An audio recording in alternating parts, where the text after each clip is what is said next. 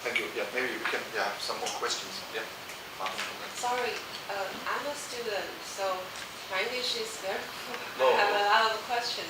Can I ask you more? No. Can I ask you maybe 3 or 4 questions? Yes. Okay, thank you. First of all, am I wrong? You think in ancient China, we have the ritual, so the Confucianism can universalize. In ancient China. Ancient China. Confucians. The Confucians Universalize. Universalize. Yeah. Right. So what I'm saying is Confucians can universalize it, but in a special way that is different from philosophy and different from Christianity. Okay. So the way I understand is correct. Thank you. But how about in modern society, in modern China, you think because of the political power,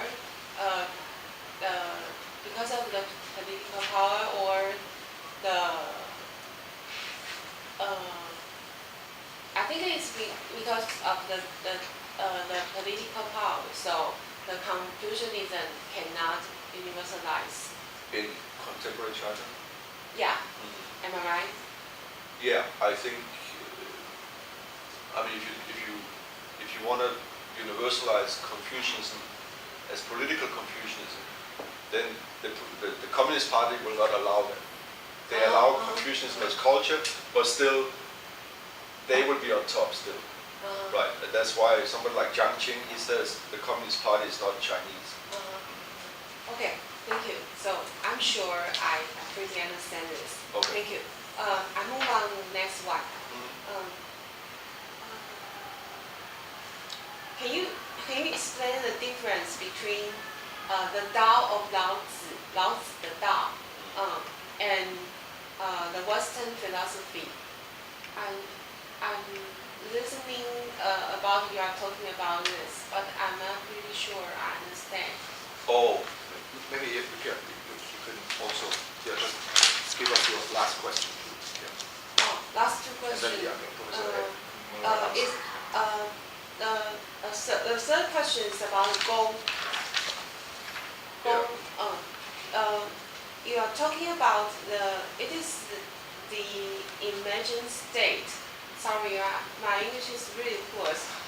Well, I cannot figure out what it is.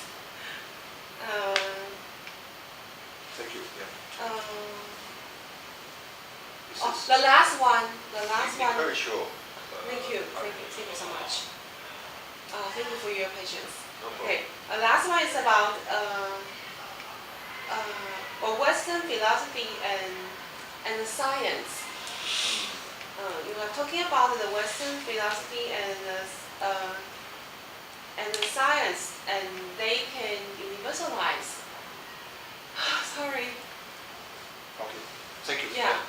That's all my questions. Yeah. Thank you very much. Oh, thank you. Okay, yeah. Well, these are a lot of questions. The Tao and Western philosophy.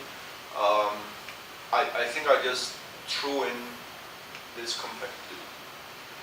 I think there's something in Vatimo, almost like, when you become weak, you actually become strong. If you look in the Tao Te Ching, right, they always talk about that if you want to be strong, you should become weak, right? So I think actually today, when the West is becoming weak, it is actually becoming stronger. But only if you accept being weak. If you go with the weak, you become stronger. So this is just some suggestion. It's not. I just said that, without. But I think this is we can talk for a long time. But I think it's too much. It would take too long time to compare the Tao and the Western philosophy. Right? I didn't understand the Gong. What did you want to know about the Gong? Gong. I heard you talked about the imagined state. Imagined state. So in all cases, as I see it, the Confucian notion of universality means that you move from something, you you make something sublime. Now, I think in the modern, the big achievement of the modern world is that the state is not sublime. You know, in all the traditional world, always you had the king, also in Europe, of course, right? But today the state is not sublime. It's just like, you know, here you have the president, here you have the judiciary, here you have all those. It's just something there. It's not. We are beginning not to see. We are beginning not to lift the state up to be some kind of sublime entity, right? So that's what I mean. So if you want to be, I think you cannot become. You cannot enter this modern world if you still want to have a sublime notion of the state. That's what I would say. So, all right. 好，观点 ，Thank you。谢谢。对，就是中文的问题当然也可以，我们也可以翻译。那接下来发表对，你有问题对 question。 Thank you for your talk. I would like to propose somehow a different perspective on thinking about the universality of contemporary China. And I think that the way you presented Confucianism in this paper is extremely selective or partial. And this is, of course, a great problem which we are facing, that I think there are even many important contemporary Chinese intellectuals who admit that they don't understand China, and they don't understand Confucianism, and that all this development of 20th century China poses enormous questions of understanding it, and of course even making it extremely difficult to think about its development. And I think that the way you present, for example, Jiangqing and liberal Confucianism is extremely selective. And I just want to point out that there are interpretations of so-called Guangdao, which would say that there is no contradiction or necessary contradiction between Guangdao and democracy, that maybe democracy is the real Guangdao of the contemporary Chinese present, and so on. So there are different positions, as you mentioned, and I'm just somehow doubting the way you choose certain positions which you find representative, and I rather doubt that they are representative. So if we try to think about the question, can Confucians universalize themselves, I would like to propose a little bit a different perspective, and this is a perspective I have recently discussed also with Kai in many ways. That is to say, to refer to a kind of Chinese characteristics or kind of particularity of China is of course a trap. This will not lead China to develop any universal appeal towards the West. So it's just the contrary. This will only enforce prejudices and a kind of hatred for the rise of contemporary China. So what I want to propose is, or to refer to, is the idea, which I find very interesting, of a dialogue between Chinese tradition, liberalism, and Marxism, which has been emerging through the last years in the Chinese-speaking philosophical world. That is to enter into a discussion of modern and contemporary China by trying to open up a dialogue between so-called traditions, three traditions which are normally in the West understood as three ideologies which exclude each other or which are always conflicting. That is conservatism, liberalism, and socialism.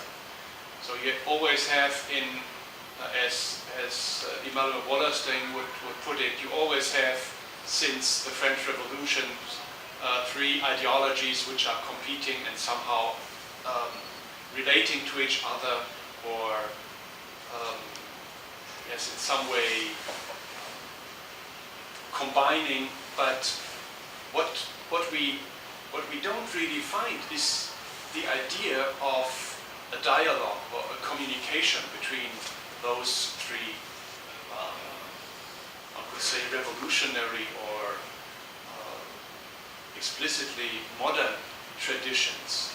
So I'm somehow interested in this idea of a dialogue between the three traditions, which at the same time form the core of the political development of China since the late 19th century. In the end of the 19th century, we have a kind of Confucian revolution. Then we move to a kind of bourgeois revolution in 1911, and then we have the communist revolution in 1949. And what we find today in Chinese discussions is after 1989, after the breakdown of any belief in the Communist Party, what we find now is, I think, an attempt to rethink these three major revolutionary developments since the 19th century. And this is somehow the historical background of this dialogue between the three traditions of Confucianism, Chinese liberalism, and socialism. So I would somehow like to suggest that when we try to think about a possible universalism developing out of contemporary Chinese politics, it is somehow this possibility of a dialogue between traditions which has been in the West till today impossible. That is to realize a kind of universal goal or universal perspective which has been present in European modernity at least since the 18th century, but which never has been able to be realized in a way that would bring these three aspects, these three dimensions of political modernity into a communication which would move beyond ideological debate. And in this sense, Wallerstein's idea that the liberal consent which dominated Western politics since the 19th century has collapsed is very interesting. That the idea that liberalism somehow was able to integrate conservative liberalism and socialist liberalism, that is social democracy, and that this kind of consensus has collapsed after 1989. So the real question of thinking about universalism through contemporary China somehow is to ask ourselves, in which way is there a possibility to at least address, not to say solve, certain problems which have been extremely important, crucial for Western modernity, but which not have been solved today, even not to say solved, even not being able to be really thought through since the breakdown of this liberal consensus.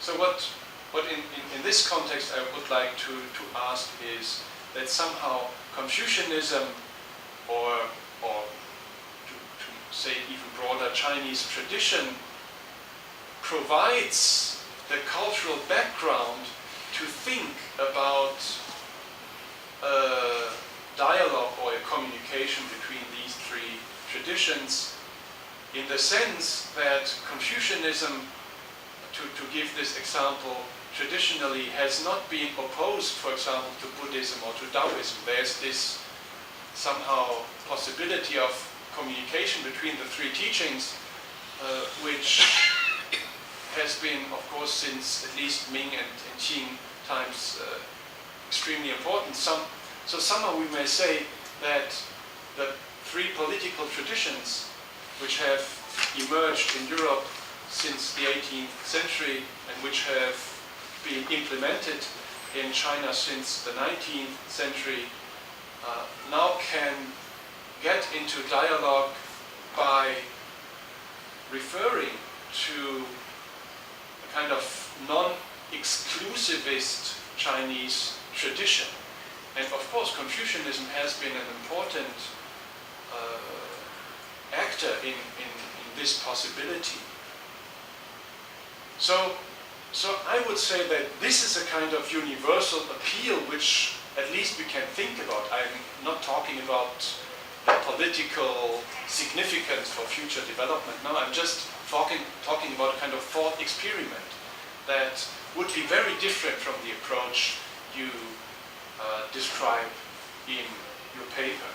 And I think if we try to think it from this perspective, the whole question of sagehood and of the relation between sagehood and politics takes a very different twist. That it is exactly a different attitude which has to be cultivated, which can be cultivated, which makes this kind of dialogue or this kind of communication possible. And this is somehow the sage or the sagehood to, as we were discussing yesterday in regard to Zhuangzi, this is somehow a position which is able to move through positions, a kind of transpositional attitude, which has been extremely, I would say, extremely important in Confucian or Taoist reflections on the so-called sage. So there's a kind of real political significance of reflecting on sagehood in this way. And so this would move us away from this more or less ironic or even, what to say, caricature of Confucianism and sagehood in Confucianism you somehow describe here.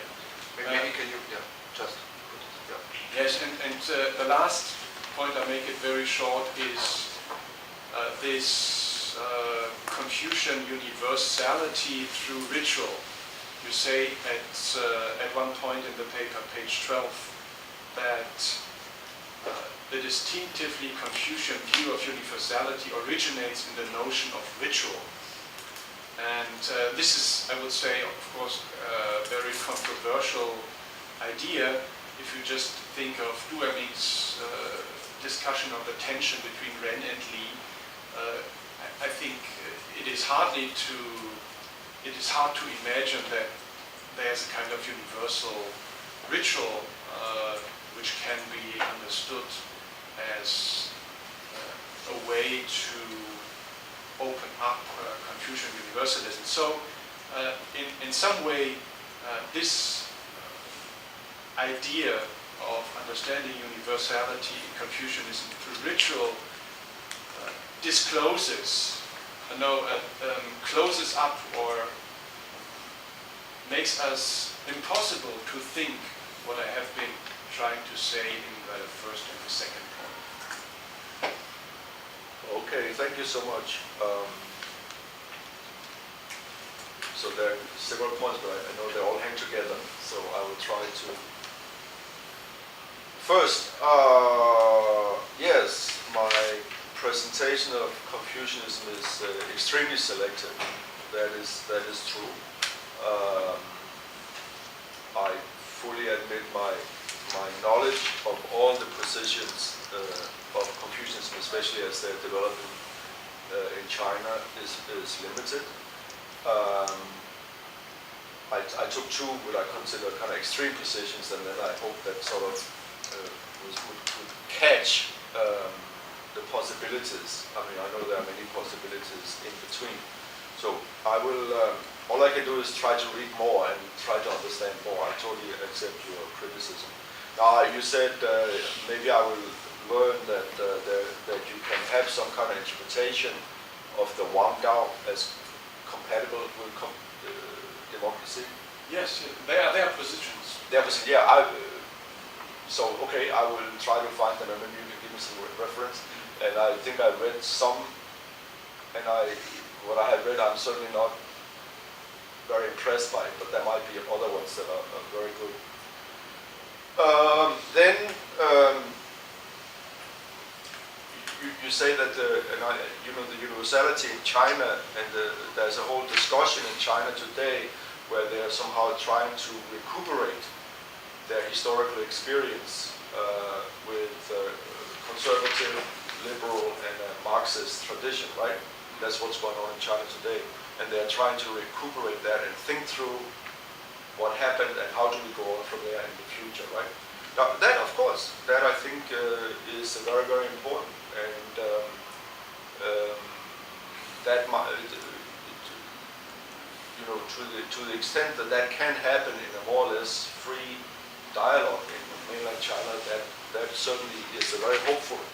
And you have those, even in the West, we also have conservative liberalism and, if not Marxism, then at least socialism.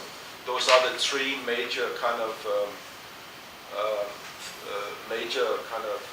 ways of thinking about where we have been and where we are going. So if that is happening in China also, yes, that is wonderful, and that will, in a way,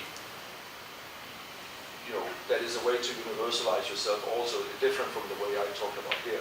But I talk narrowly about Confucianism. I didn't talk about if the Chinese can universalize themselves, right? I talk very narrowly about just one part of this, which is the Confucians. That's what I'm not talking about. I don't, if to the extent that there is such a whole discourse in China, Confucianism is just part of it, that's part of the conservative part of it, right? So then you also suggest that we can bring back that what the Confucians can contribute to this kind of discussion is that we can bring back the idea of or rethink the idea of the sage ruler. Because if we look at traditional China, then the sage ruler... The sage, I didn't say sage ruler. Okay, the sage, or the Confucian sage,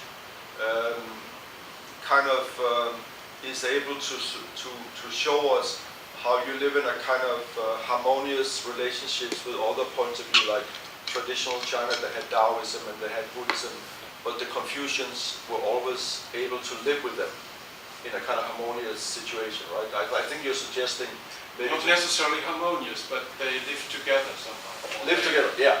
They coexisted. Right, maybe today we can do the same. The conservatives, the liberals, and the socialists, the Marxists, they can also live together in it.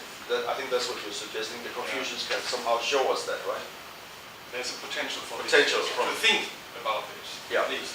Okay, this I totally would reject, for me anyway, as a possibility. Because if you look, this is, I think,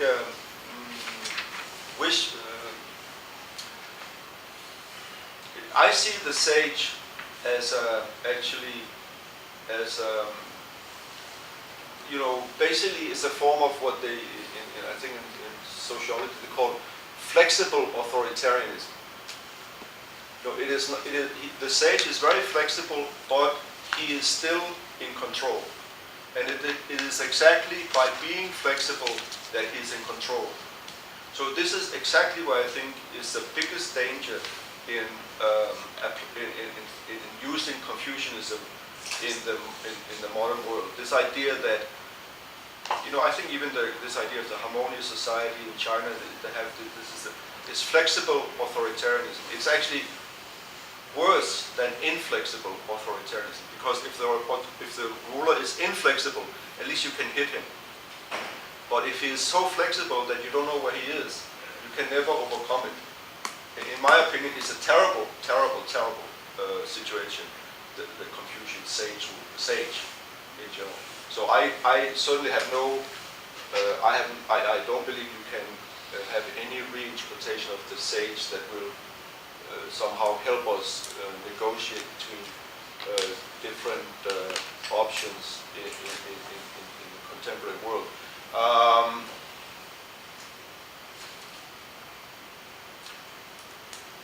So I would just say that, and I mean you're basically advocating a kind of discourse model ahead. You kind of recuperate the past and maybe in a kind of hermeneutic way, and I think this is something that would be very, very bad for the West to adopt this kind of point of view. I think philosophy and the Western tradition has always been based on direct confrontation and not by flexibility.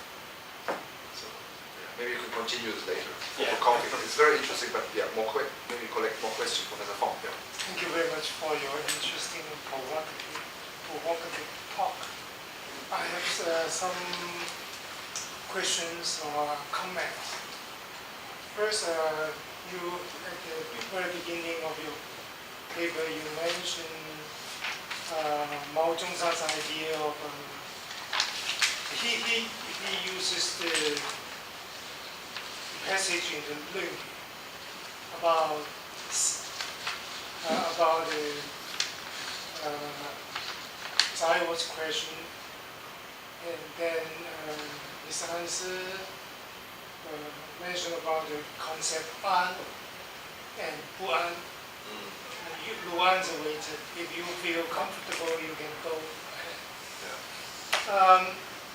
He used this concept an or buan, comfortable or uncomfortable, to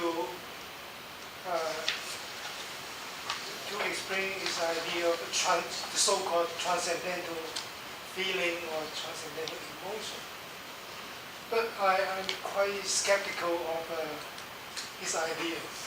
Is there any emotion or feeling which is not empirical but transcendental?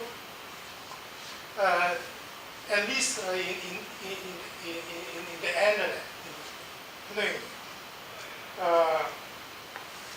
when Confucius said 无安之为之,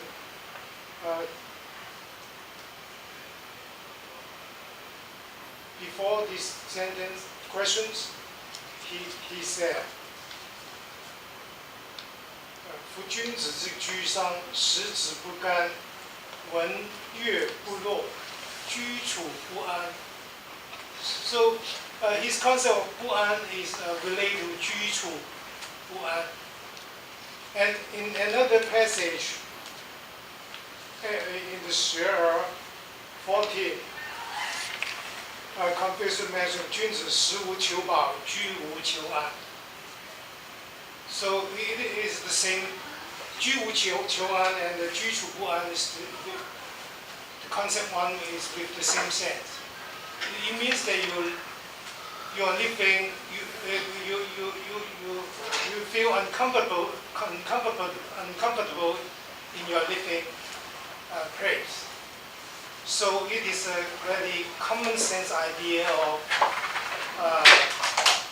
some uneasy feeling. 居处不安. So in 12 chapter 居无求安, and in the 阳货居处不安, the an is with the same sense. It is some kind of empirical uneasy feeling it is not transcendental if we understand text. And another theoretical problem, if we, for the sake of argument, we accept Mao's idea of transcendental feeling or transcendental emotion, some interpretation of Mao's idea is that this idea of 良知 is both Li and Qin. So in this regard, there's two kinds of Qin. The first kind is related to 良知, which is have the both sense of Li and Qin. Another sense of Qin is qi qin, empirical emotion or feeling. But how can we relate, or to use my terms, how can the transcendental feeling, which is also the Li of 良知, can be landing on empirical feeling or empirical behavior? Just Li, yeah. Both Li and Qin, transcendental Qin, can be landing on the empirical line. Yeah. I think that, Because your empirical line is to use Mao's idea, which is 形而下, which is 形而上. right. And we cannot find any causal power or use the term 体 and 用 to explain this relationship. Even we use 体用, as I know, in the 宋明理学, until 熊十力, 用 is about physical or phenomenal, in the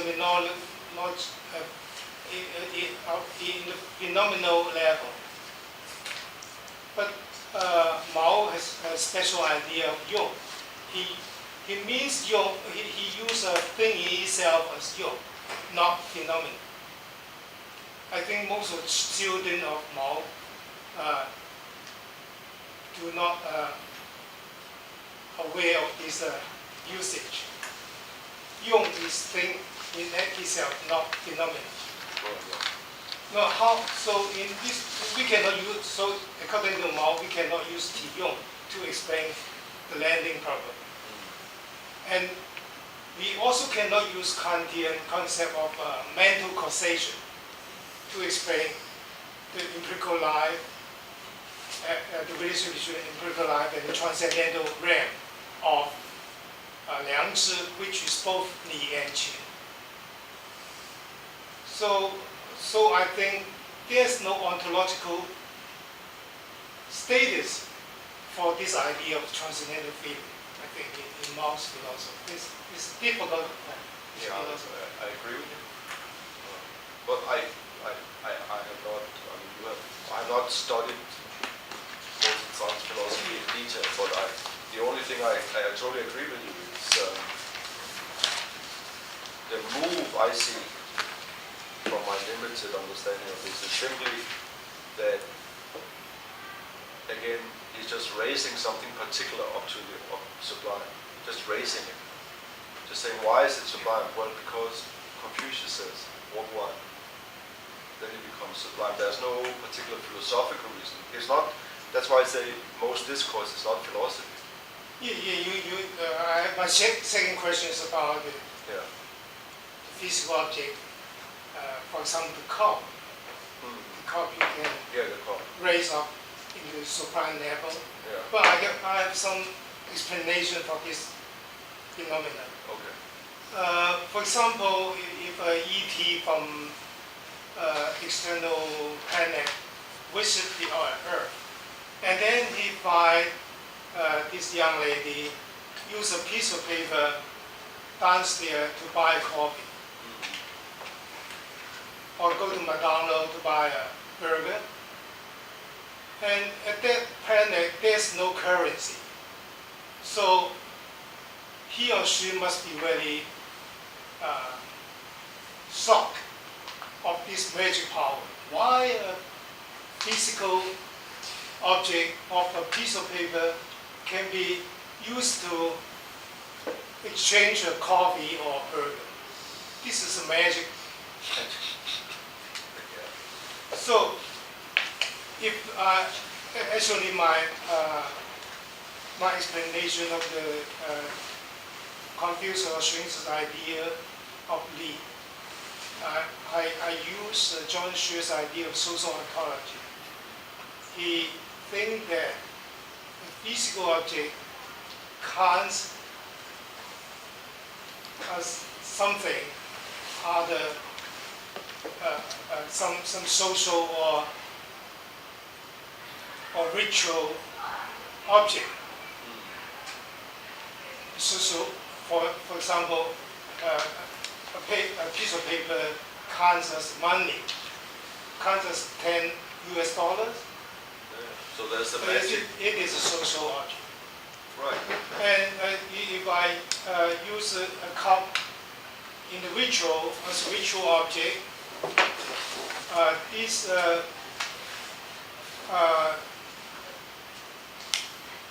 this formula is accepted by in John Xu's term, it is with the collective recognition. So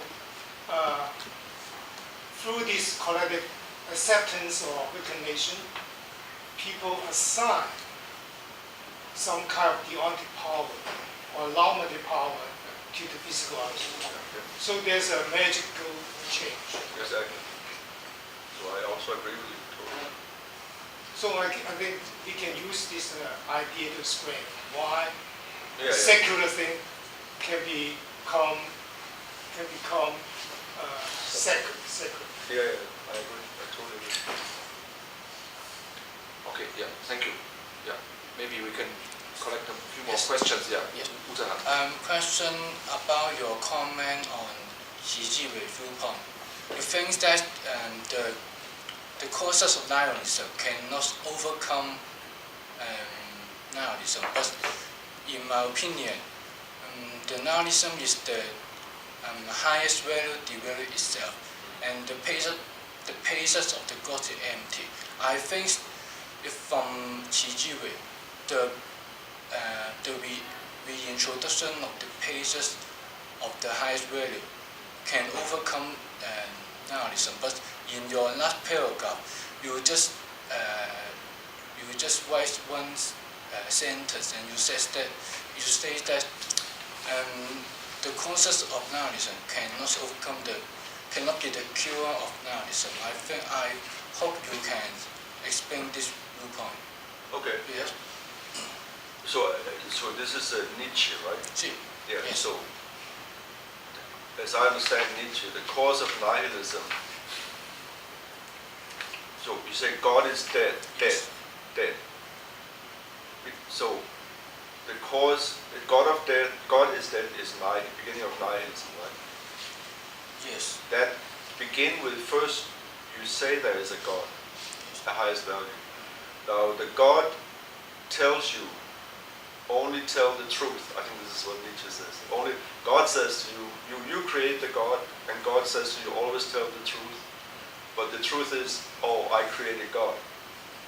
So at a certain point in the history of that Western Christianity, you were forced by God himself to say there is no God. So God was the cause of nihilism. Why is there nihilism? Because of God. That's why Vatimo says the movement of the modern nihilism is from the Western tradition. That's why I don't see how Jiwei Zi, how can he say that in China they can overcome nihilism by putting up, so to speak, another God, another highest value. I don't see how you can do that. In my opinion, if you follow Nietzsche, there are two kinds of nihilism, active and passive. Passive nihilism, in a way that you somehow go on, God is dead, but you somehow go on as if God is still there somehow. the active nihilism is, as I understand it, that you must go through this terrible situation where there is no God, there is no truth, and so on, right? Well, as I understand it, now I talked with Ji Zi and I asked him about this, and he said, oh, I don't say exactly that I want to put something, but just the place of the good, he says, must be there. But I don't quite get that. Does that help you? Yes, okay. No?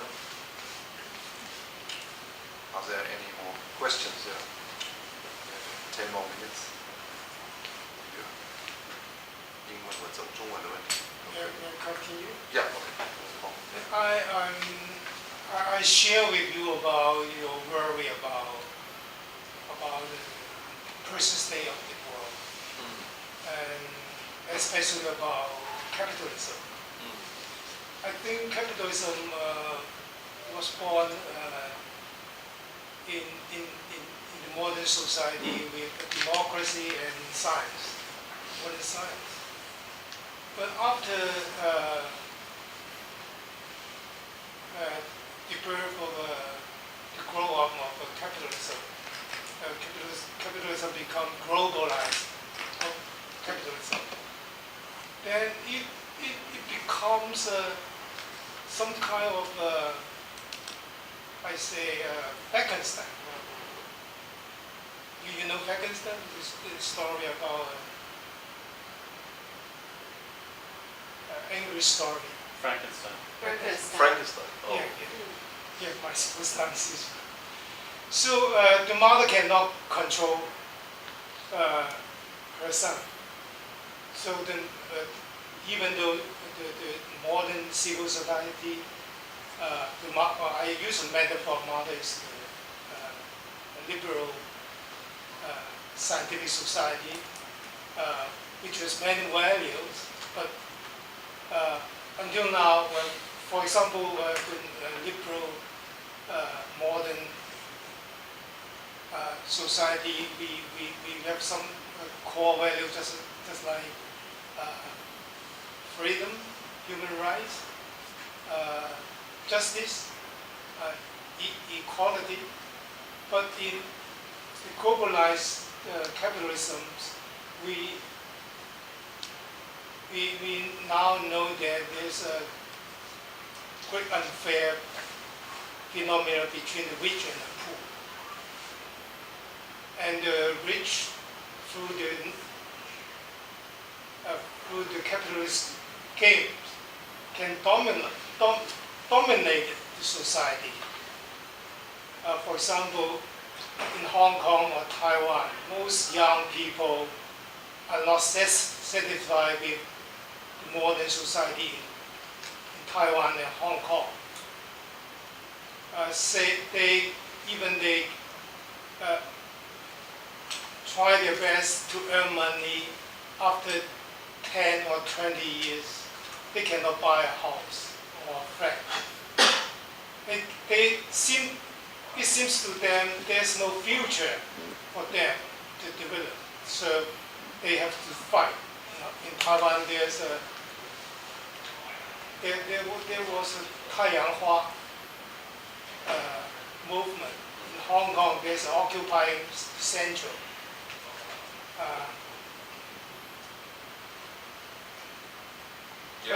But we are aware of the phenomena of these young people, Taiyanghua or the Hong Kong young people, students for the occupying central. They use the iPhone and they cannot stop to use this. This is an indicator of capitalism, iPhone. It seems to me that when you take a drug, you cannot stop taking another one. So capitalism is not only, as Max Weber said, an iron cage. it is a drug. Okay, Pardon, what is it? A drug. A It's a drug. A drug. you cannot stop to take it. So I think even though Confucianism may be an option to universalize some people in a good way, but I think this project cannot attract people to join because capitalism is a drug.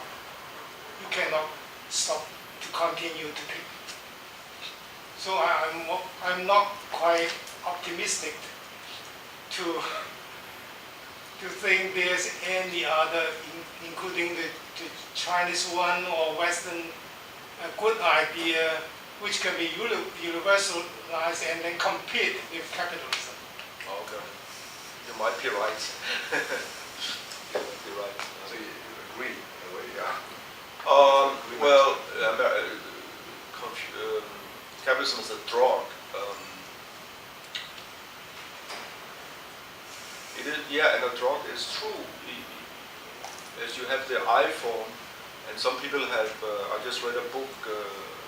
This Korean guy talk about Byung-Chul Han, Korean who is writing in German, and he actually thinks we are moving into a new form of capitalism, where we are already so in capitalism, of course, it's all about consumerism and desiring, but our desires are already being decided for us before. It's not even, we don't have any subjectivity anymore. The desires are kind of put in, programmed into us. So when you go into the mall and you think we don't even, it's really hard to go into the mall and buy a pair of socks, because once you think about a pair of socks, you're programmed to something else, and so on. So that's his point. So yeah, in that way, capitalism is a drug. And yeah, I agree with you. It's a terror. He even thinks the situation is worse than Foucault was, because Foucault was talking about biopower, right? Yeah. And he thinks it's even worse. I think so. I think the situation is very bad. And now in my paper, that is the whole background of my paper, that I share this view, and then because my training is in Confucianism, so I want to say something about Confucianism, but within this context. And can Confucianism maybe help us to get out of this drug situation? Can it help? I think one thing I didn't talk about, and I would say again, positive thing about Confucianism at the end here, that Confucians do have this notion about Xiushen, Yonggong, and so on, and that is a kind of way to universalize yourself. And I do believe that kind of work can become, detoxified. You can become less, if you do the Xiushen, you do the Yonggong, you do become less in the grip of capitalism. I do believe so. So there's that. But that's very individual. Yeah. But I think at the political level, I think Confucianism, I don't see any use of Confucianism at the political level. Didn't going up to the idea of fiduciary community? Yeah. So you don't really buy it? No, fiduciary community, I mean, Du Wemming was always saying, fiduciary, this word fiduciary community. He says in English he only saw it in relationship to banks. Like American banks, they say we have a fiduciary relation to our customers, right? And this is what I also criticize Joseph Chan. This whole idea of, in Confucianism, that you have to have why do you need to have a fiduciary? It means that, what does it mean? A nice, Effective bond. Yeah, effective bond with your banker. It's terrible. Why should you have an effective bond with your ruler? I think it's terrible. You might even question your effective bond with your parents and your girlfriends and your boyfriends. just to have an effective bond, that is not in itself good. Yeah, of course you should. We are human beings, so we do have the effective bonds. But to Confucian make it into to move that into politics, I think is totally disaster. So I think most young people really appreciate some hero, just like Steve Jobs of Apple or Ma Yun of Alibaba. They are very successful businessmen, but I think they try to use the capitalist game to dominate our life. Yeah, of course. And so this new capitalism, this is the new capitalism, and this is what he also said in the book, is actually going in and manipulating our emotions. That's what they're doing, and this is a totally new situation. And I think this is also what the Confucians did. They go in and manipulate your emotions. So I don't think Confucianism has any. It's not going to help us. As a matter of fact, it might. Confucianism, in a way, might fuse with this kind of new capitalism. People feel. I mean, look, if the capitalists can now control your emotions and what you feel, and then you feel like buying an Apple computer, and then the Apple computer is there, and then you have a strong. They always said what is a big thing in now is that the people who sell the product. The number one thing they want to do is to establish a bond between the one who buys and the one who sells, right? So now I love the Apple computer, I only buy the Apple computer. This is my bond with Apple. So, and I feel so satisfied. I mean, people like, there's a new iPhone. I lie out on the street for 2 days, I want the new iPhone. Why? Because I have a bond with this. It's terrible. I certainly share your doubts about contemporary Confucianism as it is more developed in China or in Chinese-speaking countries or in the US. But if we go back, if it's possible to go back, at least probably not. But if we really read Mencius or Jushi, then they all have a very strong ascetic dimension.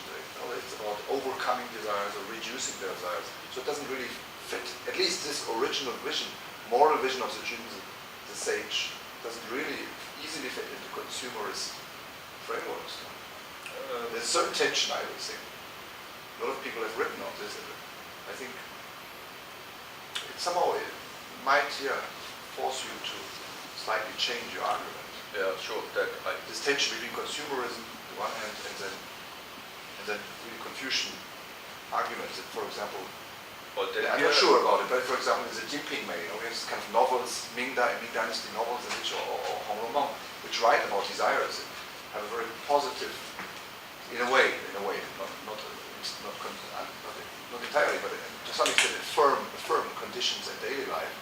And they are always making fun of Confucians, and Confucians are opposed to this new trend or this movement towards the affirmation of ordinary life.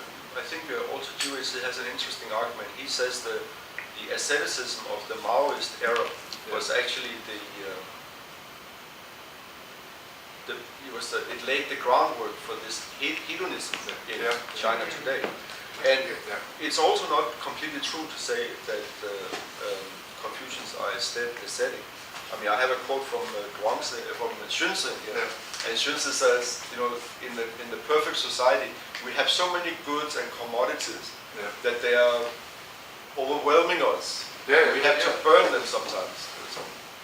So I think actually I think in Confucianism, maybe asceticism is a way to, even today, it's also very interesting when we have this total consumer society, and then people go in, when you order a coffee, very specifically, people go in and say, you can get everything. You could fulfill your wildest desires for coffee and whatever, and chocolate.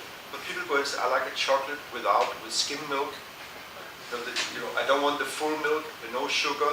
Because I'm kind of so asceticism and consumerism actually is not totally opposite. Okay. I think these issues definitely need more talk, more discussion. But time is over. So well, thank you so very much. much. It was a great talk.